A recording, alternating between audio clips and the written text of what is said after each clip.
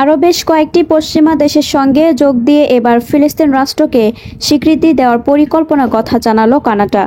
দেশটির প্রধানমন্ত্রী mark Carney বুধবার এক সংবাদ সম্মেলনে বলেন, কানাডা আগামী সেপ্টেম্বরে জাতিসংঘের সাধারণ পরিষদের অধিবেশনে ফিলিস্তিনকে স্বীকৃতি দেওয়ার পরিকল্পনা করছে। খবর আল জাজিরার।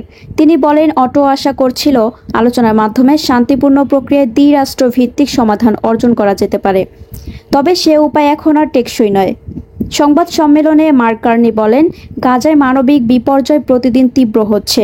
এমন পরিস্থিতিতে আগামী সেপ্টেম্বর জাতিসংঘের সাধারণ পরিষদের ৮০তম সম্মেলনে ফিলিস্তিনকে স্বীকৃতি দেওয়ার পরিকল্পনা করছে কানাডা।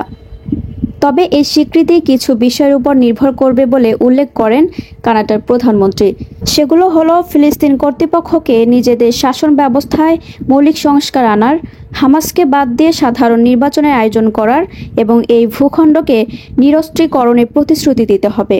তিনি জোর দিয়ে বলেন, ফিলিস্তিনের ভবিষ্যতে হামাস কোনো ভূমিকা পালন করতে পারবে না এবং ভবিষ্যতে নির্বাচনে অংশ নিতে পারবে না।